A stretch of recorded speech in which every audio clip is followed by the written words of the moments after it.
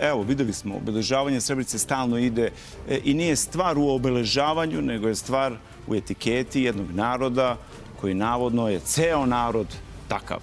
Da, pa ja i kao lekar se bavim uzrokom, a ne posledicom. Dakle, zašto je došlo, šta je uzrok tolike unutar nacionalne mržnje?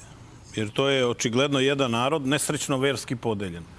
Ja sam počeo u prethodnom delu ove emisije da objašnjavam koji naučno-istraživački rad nije izvršen. Znači, sociološka i psihološka studija. Zašto ljudi prelaze u neku veru? To je drugo pitanje. Može da, recimo, u nekom selu neki pop ne valja ništa, a hodže divan čovjek i on pređe zbog toga u islam. Znači, razlozi su... Ali zašto kad pređe, hoće da uništi svoje tragove? U Americi imate 5 rasa ljudi, 50 religija, prelaze svaki čas iz jedne u drugu crkvu, pa se niko međusobno ne ubija. Svi su pod jednom američkom zastavom. I svi se zovu Amerikanci. A kod nas to nikako se zapati. Ključno je što je Salih rekao, Srbima je zabranjeno da bude muslimani.